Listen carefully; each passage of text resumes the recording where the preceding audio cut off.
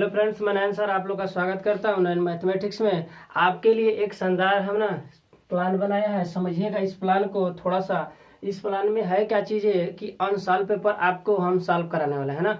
जो भी high school के स्टूडेंट है क्या करें, ध्यान से सुनिएगा। अनसॉल्व पेपर हम हाई स्कूल का सॉल्व कराएंगे। पहले क्या करेंगे, अनसॉल्व पेपर मतलब 2019 से पहले 20 का करा लेते हैं ना। पहले 20 सन का करा लेते हैं, उसके बाद क्या कर देंगे 19 में जो हुआ उसको अनसॉल्व पेपर का क्वेश्चन कराएंगे। उसके बाद मॉडल पेपर कराएंगे ना।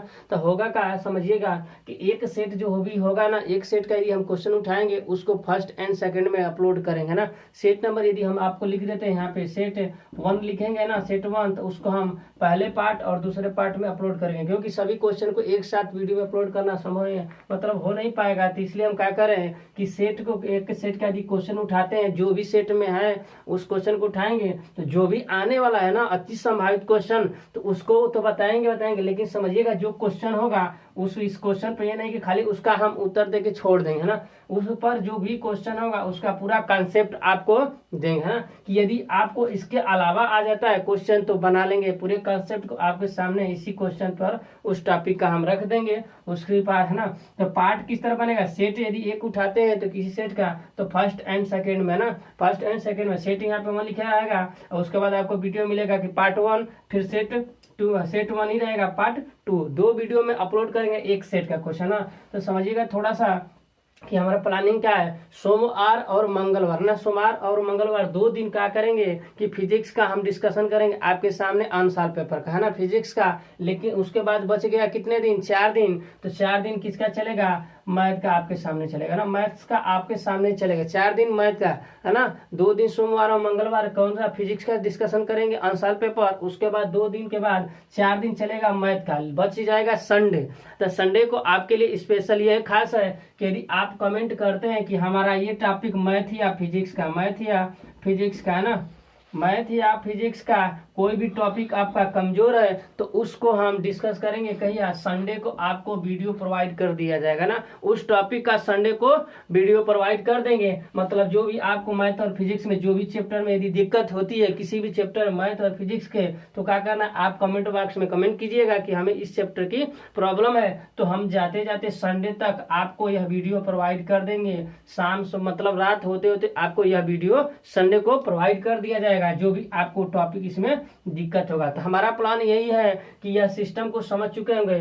सोमवार मंगलवार फिजिक्स का अनसॉल्व पेपर, 4 दिन मैथ का अनसॉल्व पेपर, है ना। या इस तरह डिस्कशन होगा, इस तरह क्वेश्चन बताएंगे कि एक क्वेश्चन के बाद आपको उसका उस चैप्टर का कॉन्सेप्ट ही क्लियर हो जाएगा, उस क्वेश्चन ही क्लियर हो जाएगा। इस तरह डिस्कस करेंगे, है ना। प्लानिंग समझेंगे। संडे को यही है कि जो चैप्टर में डाउट है मैथ फिजिक्स के, उस क्वेश्चन को, उस टॉपिक को बताना है कि यह चैप्टर हमें डाउट है, तो क्या कर देंगे, आपको करा दिया जाएगा। लेकिन समझना, फिजिक्स में आपको हमने क्या कर दिया है, लेंस के बारे में पूरा डिटेल वीडियो बना के दे दिया है ना। उसके बाद लेंस के बाद यदि ह्यूमन आइज जो नहीं पढ़े, ह्यूमन आइज पढ़िए, बहुत बेहतरीन ढंग से हमने खींच दिया है। कब लेंस लगाना है नहीं लगाना है पूरा डिटेल कर दिए, नहीं कि निकट सीधो से अवतल लगाइए भैया, है ना, क्यों लगाए, है ना, इसको समझाया है। क्यों, कौन सी बीमारी होती है इसको समझाया है, पूरा डिटेल कर दिया। कौन किसके कारण होता है आंख में बीमारी, पूरा डिटेल कर दिया। एक बार वीडियो को देखिए और शेयर कीजिए, है ना। देखिए नहीं समझ में आए, अगर समझ में आएगा ये पूरी गारंटी है ना। वीडियो देखने के बाद ये नहीं होगा समझ आके चीज समझिएगा। हर वीडियो में हमने हट के पढ़ाया है ना। लेवल क्या है, कॉम्पिटिटिव एग्जाम तक भी लेवल पढ़ा है, ना कि हाई स्कूल, है ना। या ये नहीं है कि हाई स्कूल इंटर तक ही पढ़ सकते हैं, पूरा कॉम्पिटिटिव लेवल तक हमने खींच दिया है। आप कुछ वीडियो देखेंगे तो जरूर अंतर आएगा। आप कहीं भी कोचिंग कर रहे हैं तो जरूर डिफरेंस हो जाएगा हमारे वीडियो में, है ना। तो इस तरह प्लानिंग है, समझे होंगे। क्या करना है, जितना से जितना वीडियो को शेयर कीजिए ना, अपने फ्रेंड्स के पास शेयर कीजिए। चलिए सर के साथ अनसॉल्व पेपर सॉल्व किया जाए ना। तो पहले क्वेश्चन को हम सर सेट नंबर यदि हम पहला लेते हैं तो समझिएगा, पहले सेट को हम क्या कर देंगे, लेते हैं। तो देखिए क्वेश्चन किस तरह का आएगा ना। पहले सेट में हमारा पहला क्वेश्चन को देखिएगा। प्लानिंग हमारा यही है ना। तो प्लानिंग यही है, 1 महीने में लगभग हम खींच दिया जाएगा ना, पूरे सेट को खत्म कर देंगे। और फिर फिजिक्स को डिस्कशन के साथ पूरा जो भी डाउट होगा पूरा, है ना। तो सेट नंबर यदि हम पहला को लेते हैं तो समझिएगा, पहले सेट में हमारा क्या दिया है, पहला क्वेश्चन, है ना। पहले सेट में हमारा पहला क्वेश्चन यही दिया था, क्या दिया था, यहाँ पे दिया था 1450, है ना, 1458 दिया था। अपन कितना दिया था, 1250 दिया था। आपसे पूछ क्या रहा था बताइएगा, दशमलव प्रसार कितने स्थान तक होगा। ऑब्जेक्टिव क्वेश्चन है, पहला क्वेश्चन यही था जो कि आपके पेपर में यहाँ पे अंशाल पेपर में दिया था कि इसका बताइएगा दशमलव प्रसार कितना होगा, मतलब कि दशमलव प्रसार,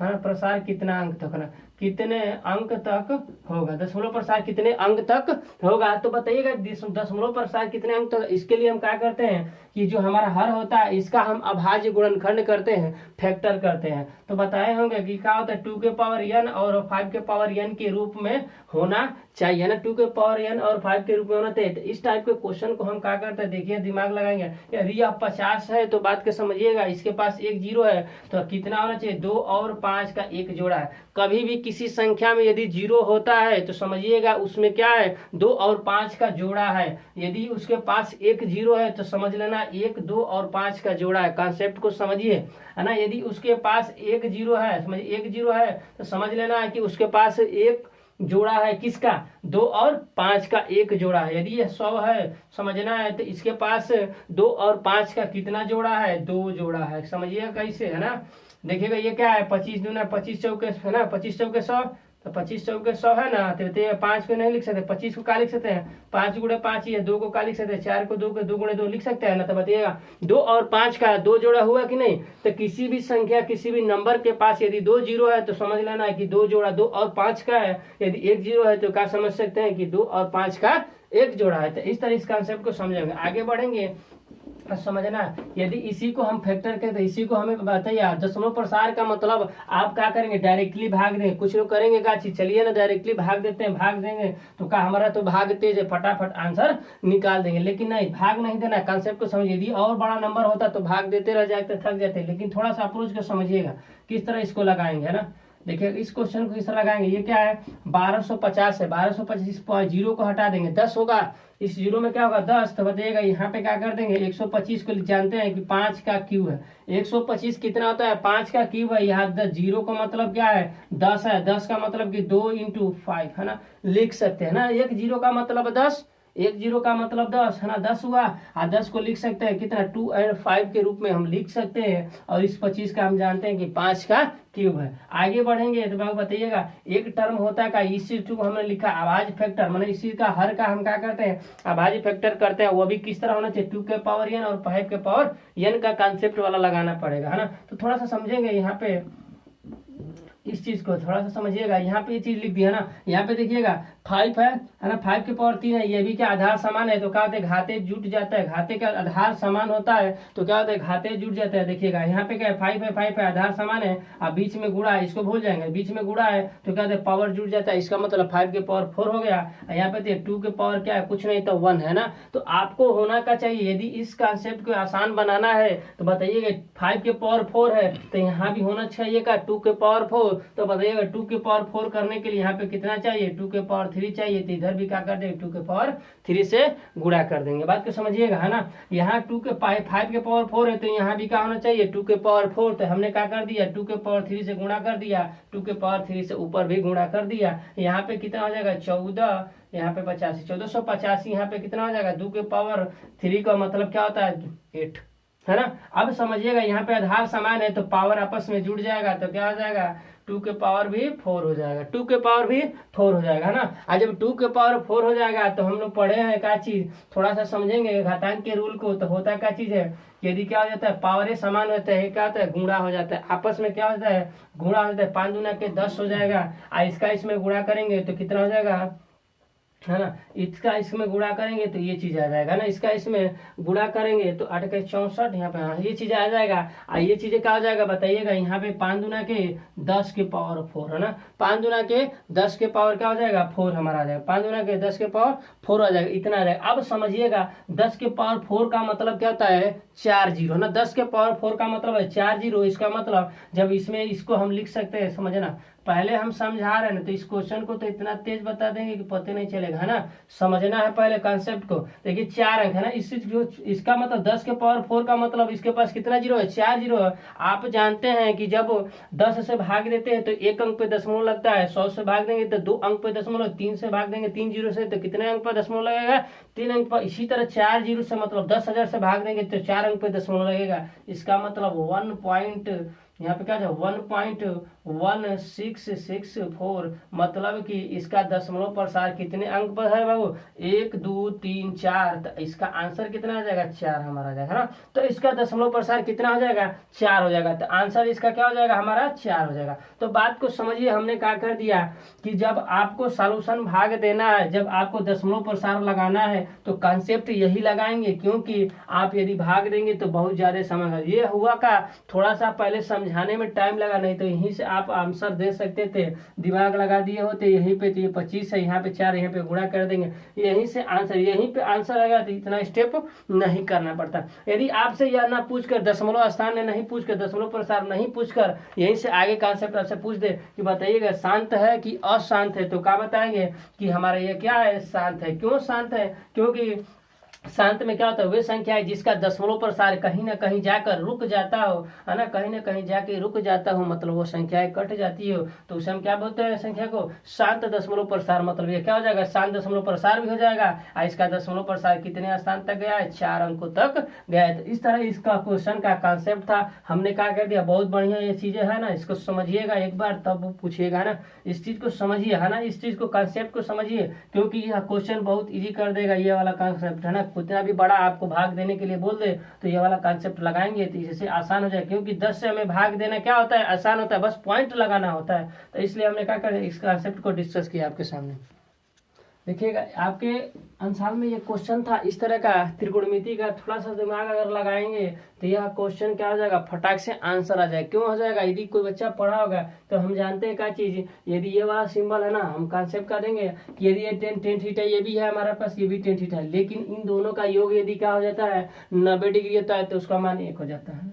आंसर इस तरह कर देंगे फटाक से। देखिए इसका और इसका योग है ना, किसका क्या 10 12 और 10 78, इनका यदि हम जोड़ करते हैं तो बताइएगा 10 10 है ना, लेकिन इनका योग कितना, यदि 90 डिग्री है तो यहाँ से इन दोनों का आंसर कितना आ जाएगा 1, है ना, 1 हो जाएगा। अब बताइए काट 45 का मान भी 1 होता है, यहाँ भी 1 हो जाएगा। यहाँ पे काट 60 का मान, मतलब काट 60 का मान कितना होता है 1/√3 होता है, यहाँ पे 1√3 है तो कैंसिल, तो टोटल आंसर कितना हो जाएगा 1। तो आपको आंसर इस तरह कर देना है ना, आंसर फटाफट लेना है। हमसे पढ़िए, देखिएगा आंसर हर क्वेश्चन का यदि आप पढ़ेंगे तो हर क्वेश्चन में 2 मिनट 3 मिनट है ना, आंसर 2 सेकंड 4 सेकंड 5 सेकंड में हर क्वेश्चन कर सकते हैं, कैसे बता चुके हैं ना। लेकिन अब करना क्या है, बेसिक से थोड़ा सा आपको दिखा दें कि √3 हो जाएगा, यहाँ पे क्या हो जाएगा 10 12, यहाँ पे कॉट 45 है। थोड़ा सा बेसिक से चलेंगे तो आपको तो पेपर में लिखना पड़ेगा, आना तो लिखना पड़ेगा, तो 10 78 को लिख सकते हैं क्या चीज 90 - 12, है ना, 90 - 12, क्या 90 में से 12 घटेगा तो 78 नहीं आएगा, तो लिख सकते हैं इसको इस तरह, है ना। और जब लिख सकते हैं तो आप लोग कोऑर्डिनेट पढ़े होंगे, होता क्या चीज है, कोऑर्डिनेट के बारे में थोड़ा सा समझिएगा डिस्कस। यहाँ पे कोऑर्डिनेट मतलब चतुर्थांश, इसमें क्या होता है ऑल पॉजिटिव, है ना, ऑल पॉजिटिव होता है, इसमें क्या होता है साइन और कौशिक होता है, कौशिक होता है। यहाँ पे क्या हो जाएगा 10, यहाँ पे 10 और क्या हो जाएगा कॉट हो जाएगा, यहाँ पे सेक और क्या हो जाएगा कॉस हो जाएगा, सेक और क्या हो जाएगा कॉस हो जाएगा, ये पॉजिटिव होता है। बात को समझिएगा। तो होता क्या है चेंजिंग किसमें 90 और 270 में क्या होता है चेंजिंग होता है, चेंजिंग का मतलब साइन कास में, कास किसमें साइन में, 10 कॉट में 10 इसमें, है ना, आपस में क्या होता है चेंजिंग किसमें होता है 90 और 270 में ही चेंज होते हैं, ना कि इसमें चेंज होते हैं। 180 और 360 में बाबू चेंज नहीं होते हैं, मतलब 180 और 360 में क्या होता है चेंज नहीं होता है, किसमें चेंज होता है 90 और 270 में चेंज होता है। तो बात को समझना है कि यहाँ पे क्या है कि 10 90 माइनस थीटा, है ना, 10 90 माइनस थीटा, तो 10 किस में चेंज होता है कॉट में, और थीटा की जगह कितना है 12 डिग्री, है ना, थीटा की जगह कितना है 12 डिग्री। तो यहाँ पे लिखेंगे √3 और यहाँ पे 10 12, यहाँ पे क्या हो जाएगा कॉट 45, यहाँ पे कॉट कितना हो जाएगा बाबू 60, है ना, यहाँ पे करेंगे तो कितना हो जाएगा कॉट 12।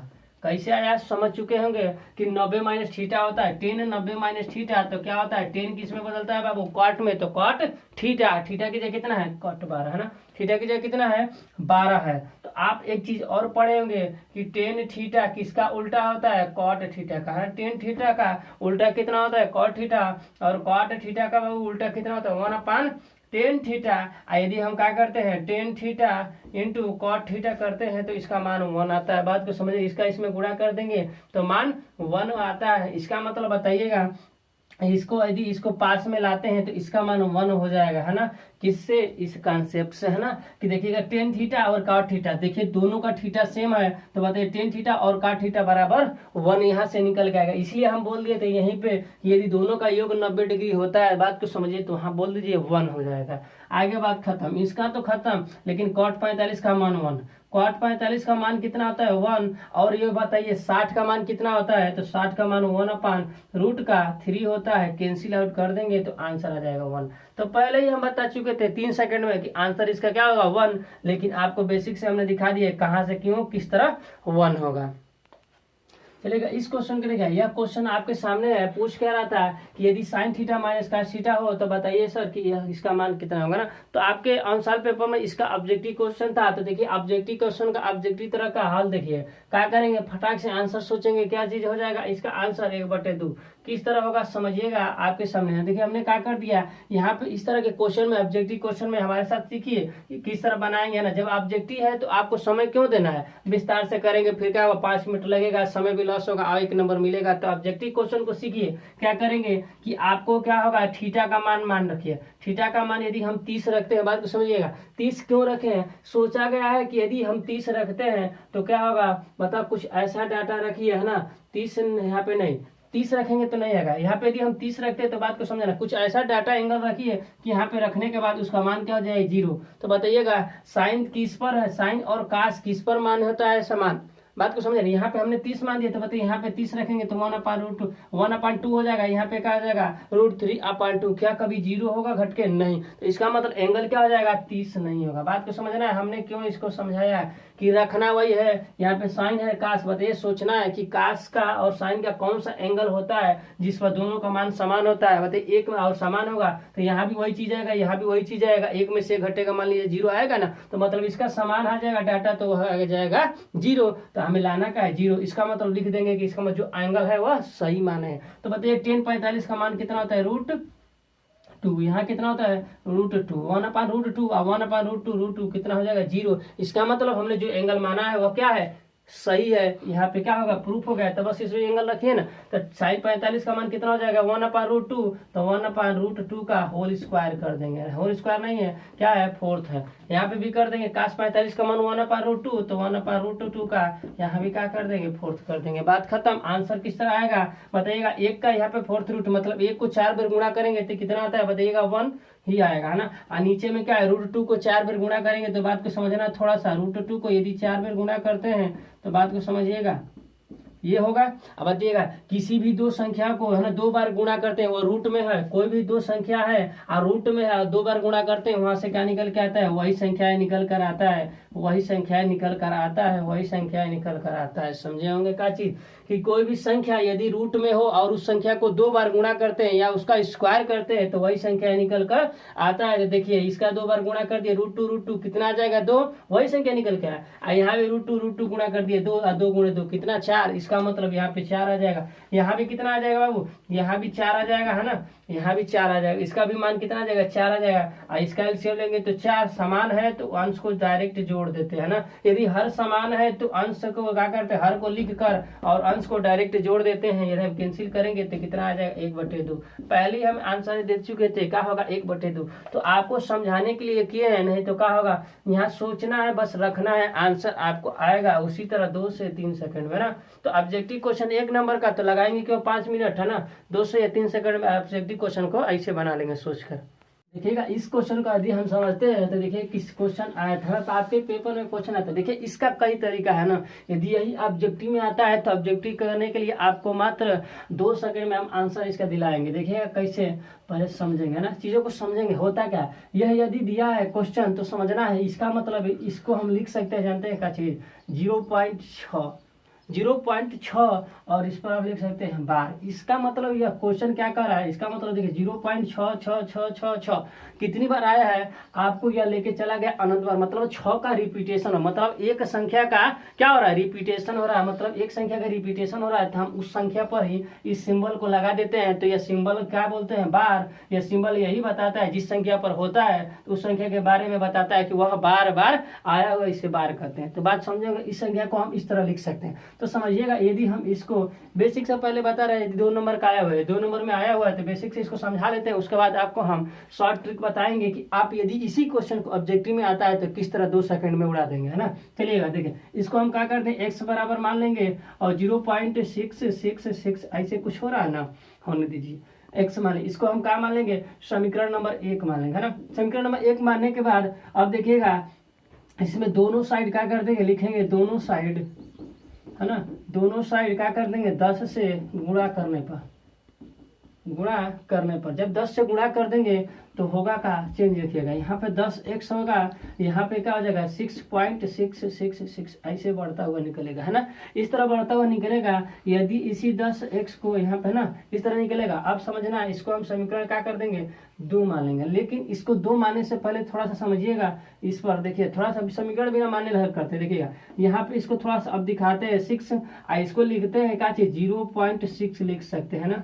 इस तरह हम क्या कर सकते हैं, लिख सकते हैं ना, इस वाले को ब्रेक करके इस तरह लिख सकते हैं। आप बताइए इस समीकरण 1 में क्या दिया है, इतने को हमें x का मान कितना दिया है, ये चीज दिया है, तो क्या हम इसके जगह पर x नहीं रख सकते हैं। तो यहाँ पे हमने क्या कर दिया, समीकरण 1 से x रख दिया, है ना। यहाँ पे आएंगे 10x, यहाँ पे इक्वल टू 6 और प्लस का x, इस x को इधर लाएंगे तो कितना 10x में से x घटेगा बाबू, कितना हो जाएगा 9x हो जाएगा। यहाँ पे 6 हुआ, x का मान कितना होगा 6/9, यदि घटाएंगे तो इसका आंसर कितना आ जाएगा 2/3। तो x का मान कितना है 2/3। लेकिन इसी क्वेश्चन को यदि आपको ऑब्जेक्टिव में बनाना होता तो इस तरह यदि आपको क्वेश्चन दिया है ना, इस फॉर्मेट में यदि क्वेश्चन दिया है तो इसी क्वेश्चन को देखिए किस तरह कर सकते हैं, है ना। 6 के ऊपर बार लगा सकते हैं, 0.6 के ऊपर बार लगा सकते हैं। इसका मतलब एक संख्या का बार बार रिपीटेशन होता है, 6 के ऊपर बार लगा लेंगे। ऐसी क्वेश्चन को ऑब्जेक्टिव में हम कैसे बनाएंगे, जिस पर बार होता है उसको ऊपर लिख देते हैं एकदम सुंदर सुंदर,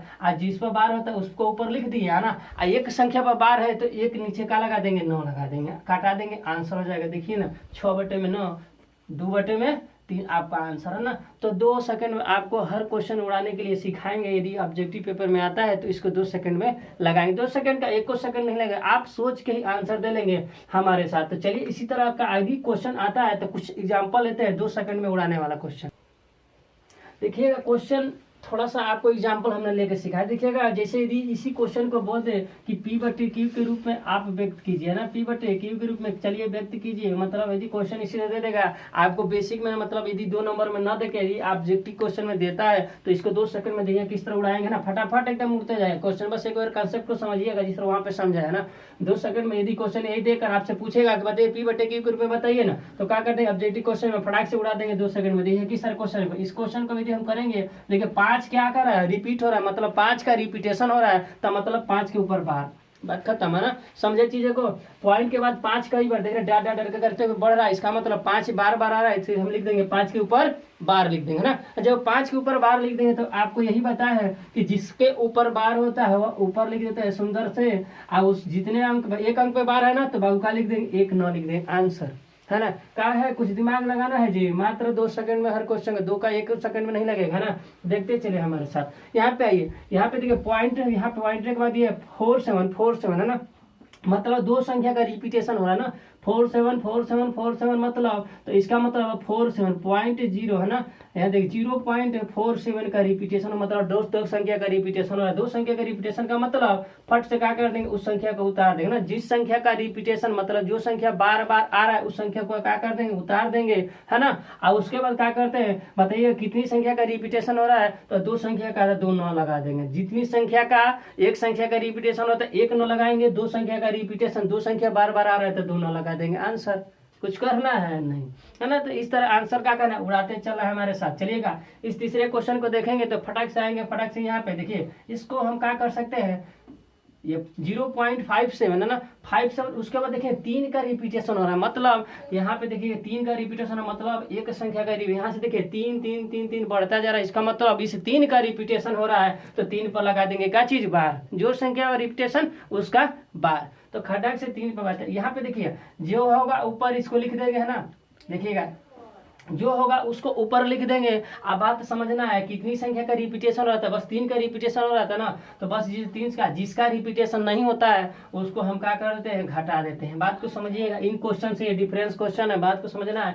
ऊपर वाले संख्या को लिखना है और जितनी संख्या का रिपीटेशन नहीं हो रहा था उसको क्या कर देना है, माइनस कर देना है। और उसके बाद क्या करना है, थोड़ा सा बस समझ लेना है कि देखिएगा 1 अंक का रिपीटेशन हो रहा था तो 1 न लगाएंगे, बोले थे ना कि यहाँ पे 2 अंक का रिपीटेशन तो 2 न, 1 अंक का रिपीटेशन तो 1 न, तो यहाँ भी 1 ही अंक 3 ही का रिपीटेशन हो रहा था तो 1 अंक 9 लगा देंगे। और देखिएगा कितने अंक का रिपीटेशन नहीं हो रहा, उसके आगे कितने अंक है, 2, तो 2 को क्या लगा देंगे, ढेला। हाँ, ढेला मने 0। आंसर 573 में से 57 घटाएंगे तो 516 बटे में कितना, 900। इसको घटाना आपका काम है ना, तो चुटकियों में आंसर आपके सामने आएगा। इस तरह का क्वेश्चन है ना। आगे बढ़ेंगे तो इस क्वेश्चन को देखिए ना, धड़ाधड़ करेंगे ना। इस 9 को हम लिख सकते हैं, इस पॉइंट को हम इस तरह भी लिख सकते हैं ना, आप लोग पढ़े होंगे तो इस तरह है ना, इस पॉइंट को इस तरह फ्रैक्शन में जोड़ के कर लिख सकते हैं। अब बताइएगा 868686 मतलब 2 संख्या का रिपीटेशन होता है, फट से इसको लगा देंगे।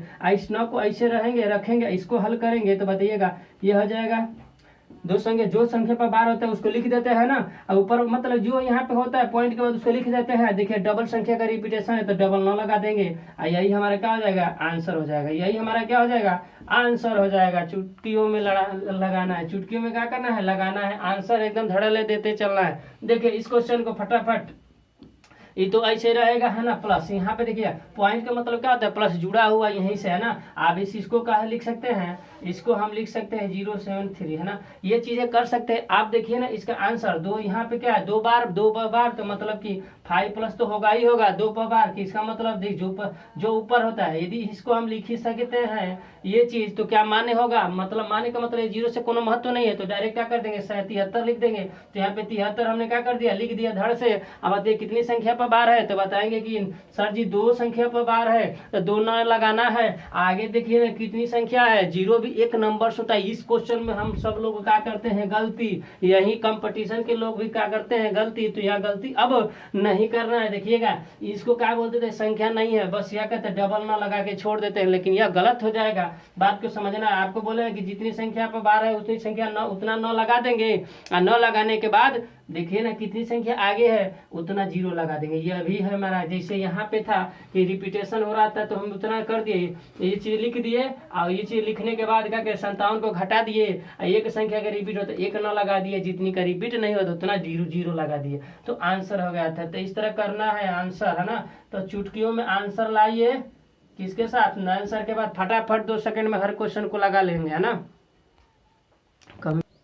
चलिए इस क्वेश्चन को देखते हैं। देखिएगा क्वेश्चन आपके सामने त्रिकोणमिति का है, लाना क्या है 7/4 है ना। लाना क्या है 7/4, यही प्रूफ करके लाना है। देखते हैं किस तरह होगा क्वेश्चन को। देखिएगा यहाँ पे देखिए क्या करना है, cos 0 का मान कितना होता है 1 है ना। cos 0 का मान 1 और sin 30 का मान कितना होता है 1/2, यहाँ पे प्लस। ये क्या होता है sin 45 का मान क्या होता है √2, 1/√2 कोष्टक बंद है। यहाँ पे करेंगे तो sin 90 का मान कितना होता है 1, sin 90 का मान कितना होता है 1। अब बताइएगा cos 60 का मान कितना होता है, तो 1/, क्या लिख देंगे, यहाँ पे क्या होता है 1/2 ही होता है ना, 1/2 होता है। 60 का मान कितना होता है 1/2 होता है। ये बताइए, ये वाला चीज बताइए तो क्या बताएंगे, इसका मान कितना होता है 1/√2 होता है, 1/√2 होता है। ये तो आपके सामने लिख दिए, लेकिन दिख रहा है कि किस तरह करेंगे, तो हम आपको बहुत इजी तरीका बताते हैं कैसे करेंगे। 2 एकम 2, यहाँ पे 1 3, 3 बटे में बाबू, तो 3/2, यहाँ पे प्लस लिख देंगे, यहाँ पे रूट में 1/√2 कर देंगे, यहाँ बंद कर देंगे। वहां पे देखिएगा इसका इसमें करेंगे तो वही होगा 2 एकम 2 1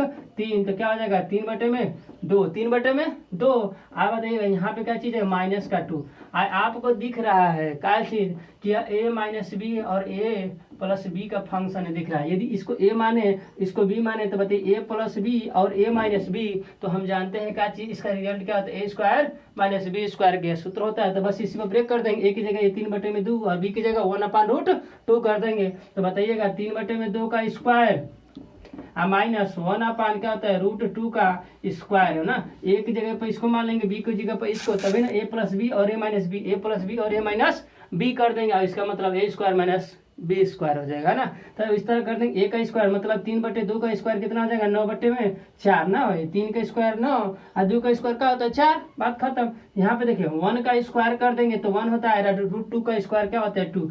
आपको हमेशा एक चीज बोलते हैं, किसी भी रूट वाली संख्या हो तो उसका स्क्वायर करते हैं तो खटाक से वही संख्या निकल के आ जाता है। तो बताइएगा, इसका एलसीएम लेंगे तो 4, 4 में 4 से भाग देंगे 1, 1 में गुणा करेंगे 9 से तो 9 और 2 से इसमें भाग देंगे 2 और 2 से 1 में गुणा कर देंगे कितना हो जाएगा 2 और 9 में से 2 जाएगा बाबू कितना होता है 7 और बटे में 4। यही तो हमें प्रूफ करके लाना था। तो देखिए इसका क्या होगा आंसर। आप एक चीज और समझिएगा, इसका आंसर प्रूफ हो गया है ना, कि मतलब यह 2 नंबर में कि 4 नंबर में दिया था, इसको समझ लीजिएगा। लेकिन पहले सेट का एक क्वेश्चन है ना, सेट नंबर 1 का फर्स्ट वीडियो में इसको हम अपलोड करेंगे, देखना। इसके बाद सेकेंड पार्ट में जो क्वेश्चन रह जाएगा उसको अपलोड करेंगे। लेकिन समझना थोड़ा सा कि हर क्वेश्चन को आप आसानी तरीके से बना सकते हैं। हमारे साथ थोड़ा सा देखिएगा, यदि आपको याद नहीं है ना, आपको यदि इसका ट्रिग्नोमेट्री फंक्शन का जितना भी डाटा याद नहीं है, 0 का मान, 30 का मान, 45 का मान, 90 का मान, 60 का मान, है ना, यदि आप भूल जाते हैं बार बार तो क्या करना है, हमारे साथ एक बार क्या कीजिएगा, कमेंट कीजिएगा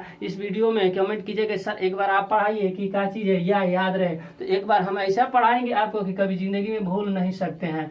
37 का 60 45 मतलब पूरा डाटा आपको चुटकियों में याद हो जाएगा, कभी भूल ही नहीं पाएंगे। कैसे बताएंगे, हर तरीके से अलग आपको बताएंगे, कॉन्सेप्ट देंगे, आप हमेशा इस चीज को याद रखेंगे, कभी भूल ही नहीं पाएंगे। कभी भूलने का तो सोच ही नहीं पाएंगे कि भूलेंगे भी, है ना। इस तरीके से इस चीज को हम बताएंगे। बस एक बार कमेंट में लिख दिए सर आप इस चीज को बता दीजिए वीडियो में, है ना। देखिएगा इस क्वेश्चन को सामने आप क्वेश्चन दिया है, 2 नंबर के 4 नंबर क्वेश्चन है, बहुत बेहतरीन कॉन्सेप्ट वाला क्वेश्चन है। समझिएगा, दिया है के किस मान के लिए यह जो समीकरण है, यह समीकरण, यह दोनों समीकरण क्या है, कोई हल नहीं है। मतलब जब इस कंडीशन का आपको कोई हल नहीं है, एक हल है, 2 हल है, अनंत हल है, इस कंडीशन क्वेश्चन पूछता है तो इस कंसेप्ट को आप समझिए थोड़ा सा। पहले कंसेप्ट समझा देते उसके बाद क्वेश्चन को समझते हैं ना। 3 केसेज होता है। पहला केस क्या होता है हमारा, प्रतिच्छेद रेखा वाला, समझना। तो जब प्रतिच्छेद रेखा का केस होता है उस कंडीशन में ना पूरा कहते हैं ना कि एक क्वेश्चन होगा तो आपको ये नहीं कि क्वेश्चन को हल करा के आंसर आपको निकाल देना, ये वाला काम नहीं। एक क्वेश्चन से आप पूरा रिकॉल कर दीजिए हमारे साथ, है ना, तब वो डिस्कशन का मतलब आंसर पेपर इस तरह सॉल्व करते हैं ना। तो समझिएगा एक क्वेश्चन से आपको पूरा इसका थ्योरी हम समझा देंगे कि केसेस क्या कौन कौन होता है। तो आएंगे पहला केस में, इसमें होता है क्या, प्रतिच्छेद रेखा का कंडीशन बनता है। समझिएगा 2 समीकरण दिया होता है और देने के बाद होता क्या चीज है, उसका देने के बाद उन समीकरण को हल करने के बाद आपको आता क्या चीज है कि यहाँ पे देगा प्रतिच्छेद रेखा के कंडीशन में a1 अपान, देखिएगा a1 अपान क्या होता है, a1 upon a2 equal to b1 अपान कितना होता है b2, है ना। a1 upon a2 b1 upon b2 equal to not equal, है ना। क्या लिखे हैं, a1 upon a2 b1 upon b2 क्या होता है, इक्वल टू नॉट इक्वल होता है। इस कंडीशन में होता क्या चीज है, मतलब 2 समीकरण है ना, a1 upon a2 b1 upon b2 क्या करते हैं, निकालते हैं। निकालने के बाद होता क्या चीज है, यहाँ पे जब होता है तो यहाँ पे क्या लिखते हैं, अद्वितीय हल, अद्वितीय, है ना, अद्वितीय हल, है ना, अद्वितीय हल लिखते हैं। उसके बाद क्या करते हैं, अद्वितीय हल, और उसके बाद क्या होता है, संगत, है ना। क्या होता है, संगत होता है, संगत क्या होता है, संगत होता है। बात को समझना है, कंसेप्ट देखिएगा। ये यदि आप किसी समीकरण से हम निकालते हैं a1 a2 b1 b2 का मान, निकालने के बाद क्या करते हैं, यदि a1 upon a2 b1 upon b2 यदि रखते हैं तो क्या हो जाता है, बराबर नहीं होता है। तो उस कंडीशन में बोल देते हैं कि वो दोनों रेखाएं, दोनों समीकरण क्या होता है, प्रतिच्छेद वाली रेखा होता है। क्या होता है, प्रतिच्छेद वाली रेखा होता है। और उसका हल क्या होता है, अद्वितीय। अद्वितीय का मतलब एक ही हल होगा, अद्वितीय का मतलब एक ही हल होगा। और उसे संगत भी क्वेश्चन पूछता है कि तब बताइए कि संगत होगा कि क्या होगा, तो बोलेंगे संगत होगा ना। दूसरी केसेस होता है संपाती रेखा का। संपाती का मतलब वह रेखा है जो एक दूसरे को ओवरलैप होकर, ना। प्रतिच्छेद का क्या था कि 2 रेखाएं एक दूसरे को किसी एक पॉइंट पर काटती है, उन रेखाओं को क्या बोलते हैं, प्रतिच्छेद रेखा।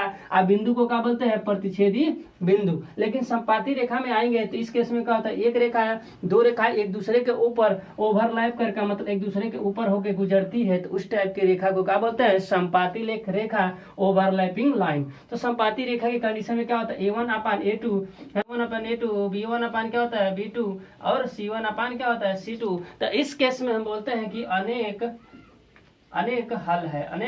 हल है और क्या होता है, संगत होता है। क्या होता है, संगत होता है। 2 केसेस आपको बता दिए है ना। इस तरह होगा, 2 समीकरण दिया होगा, वहां से हम a1 upon a2 b1 upon b2 c1 अपन c2 का मान निकाल कर रख देंगे। रखने के बाद चेक कर लेंगे, यदि बराबर आता है तो बोल देंगे कि वह रेखा क्या है, वह रेखा हमारा क्या है बाबू, संपाती रेखा। संपाती रेखा क्या बोलेंगे, संपाती रेखा, इसे प्रतिच्छेदी रेखा। लेकिन आपको क्या दिया है, कोई हल नहीं, तो तीसरा रेखा यही आएगा। देखिएगा तीसरा रेखा का मतलब समांतर रेखा ना, समांतर रेखा का मतलब वे रेखा है जो एक दूसरे को क्या होती है, बीच की दूरी हमेशा क्या होती है, समान होती है ना। वे दो रेखाएं जिनके बीच की दूरी क्या होती है, हमेशा समान होती है, तो उसको क्या बोलते हैं, समांतर रेखा। और वह क्या होती है, एक दूसरे को कभी काटती नहीं है ना, वह अनंत पर मिलती है, काटती भी नहीं करती है, इनके बीच की दूरी हमेशा क्या होती है, वो समान होते हैं। इस टाइप की रेखा को क्या बोलते हैं, समांतर रेखा। इस टाइप की रेखा को क्या बोलते हैं, समांतर रेखा। तो इसका केस क्या होता है, A1/A2 equal to B1/B2 equal to C1/C2, लेकिन इक्वल टू यह नॉट इक्वल होता है। मतलब A1/A2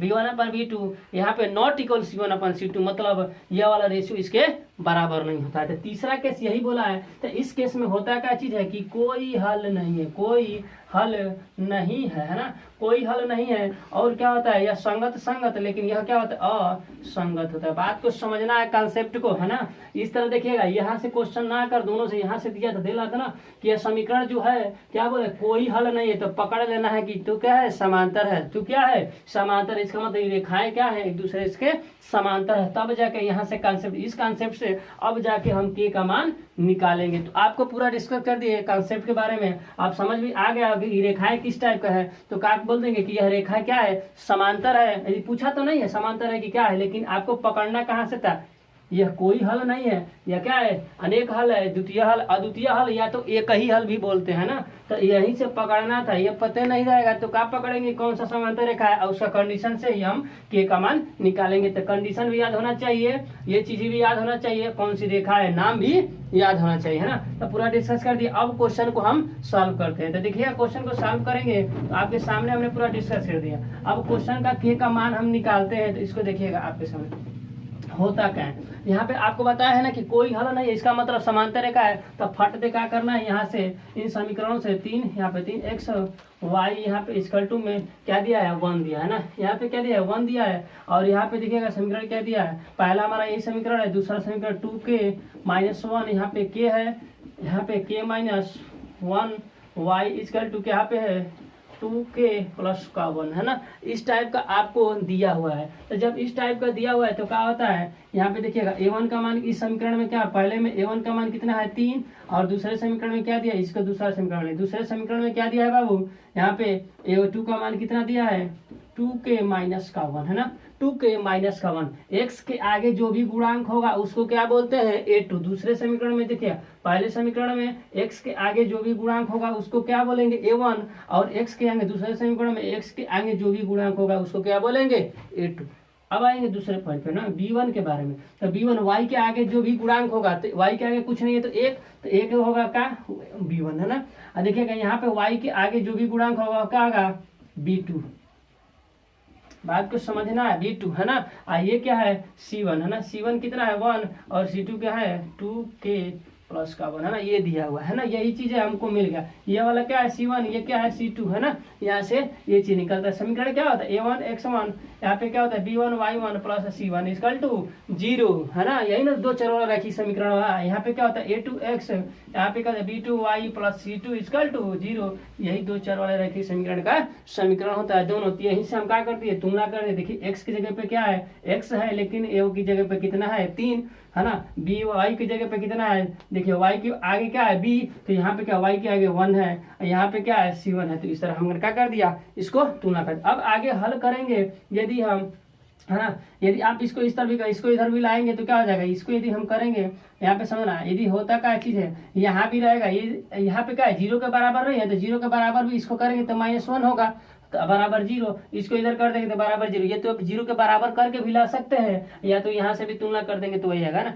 0 के बराबर करेंगे तो -1 होगा, ये भी क्या होगा माइनस होगा, तो फिर तो होगा, बट्टे में करेंगे तो माइनस में इसका कैंसिल हो जाएगा, तो फिर तो वही प्लस का आएगा, है ना। तो इससे घबराना नहीं है। आगे बढ़ेंगे तो कंडीशन क्या बताते, A1/A2 = B1/B2 = C1/C2, लेकिन नॉट इक्वल था ना। तो इससे से हमें कोई लेना देना, जब के का मान निकालना है तो इस दोनों को पकड़ लेंगे, यहीं से के का मान निकाल लेंगे। तो A1/A2 मतलब 3/A1 की जगह A2 की जगह पे इतना है 2k-1, A1/A2 equal to B1/B2 मतलब 1/K-1। यहाँ से ये चीजें हमने कर दिया। अब तिर्यक गुणा करके इसको सॉल्यूशन कर देंगे। इसका इसमें गुणा कर देंगे। इतना लिख देने के बाद इसको हम क्या कर देंगे, आपस में तिर्यक गुणा, इधर से इसको है ना। तो जब इसका इसमें गुणा करेंगे तो क्या होगा 3K, और यहाँ पे इसमें गुणा करेंगे -3, इसका इसमें गुणा करेंगे तो क्या 2K-1 है ना, ये हो जाएगा। अब क्या करेंगे, इस वाले फंक्शन को इधर लाएंगे तो बताइएगा, यहाँ पे बच जाएगा K है ना, यहाँ पे 3K है, इसको इधर लाएंगे तो 3K-2K तो कितना होगा K बच जाएगा ना। इसको उधर लेके जाएंगे तो कितना हो जाएगा -1 और +3 है ना, 3 में से 1 हो जाएगा तो K का मान कितना आ जाएगा 2। यही इस क्वेश्चन का आंसर था, मतलब K का मान आपसे पूछा था। तो इस तरह हमने क्या कर दिया, सेट नंबर 1 का जो भी क्वेश्चन आने वाला था कुछ क्वेश्चन को हमने डिस्कस कर दिया। जो बच जाएगा सेट नंबर 1 का, ये तो पार्ट 2 में हम क्या कर देंगे, आपको अपलोड कर देंगे, प्रोवाइड कर देंगे। लेकिन समझना है कि हम किस तरह डिस्कस करें उसको। आप हमारे साथ यदि क्वेश्चन को आंसर पेपर को सॉल्व करेंगे तो पूरा मैथ आपका रिकॉल हो जाएगा। मतलब कि हम पूरा थ्योरी को बताते हुए कितना क्या थ्योरी होता है, एक क्वेश्चन है लेकिन उसका पूरा कॉन्सेप्ट उसका झकझोर के, मतलब चारों तरफ का कॉन्सेप्ट हमने आपके सामने रख कर, ही नहीं कि क्वेश्चन को हल कर दिया आंसर निकाल दिया ना, उस तरह नहीं कहे कि कर रहे हैं, पूरा कॉन्सेप्ट आपको देकर तब जाके क्वेश्चन को हल करें। जिससे कि आप पढ़े भी नहीं है तो क्या होगा, एक बार पढ़ भी लेंगे या तो रिकॉल भी हो जाएगा, या तो जिस तरह पढ़े हुए ढंग से हमसे एक बार आप पढ़ लेंगे। तो क्या करना है, जो भी हमारे चैनल पर व्यक्ति क्या है स्टूडेंट नए हैं तो क्या करना है, पहले बेल आइकन को क्या करना है सब्सक्राइब कीजिए, उसके बाद बेल आइकन को क्या करना है ऑल पर प्रेस कर देना है। उसके बाद शेयर कीजिए, अपने फ्रेंड्स के पास भेजिए कि सर के साथ आइए अनसॉल्व पेपर सॉल्व किया जाए, जो बेहतरीन ढंग से आपको मतलब ऑब्जेक्टिव पेपर तो हर क्वेश्चन को 2 सेकंड में उड़ाने के लिए सिखा देंगे, हर क्वेश्चन का शॉर्ट ट्रिक, हर चीज है आपको नई तरीके से हम पढ़ा देंगे है ना। तो अनसॉल्व पेपर को साथ सॉल्व कीजिए और खूब शेयर कीजिए और सब्सक्राइब कीजिए चैनल को। थैंक यू क्लास, आज के लिए इतना ही।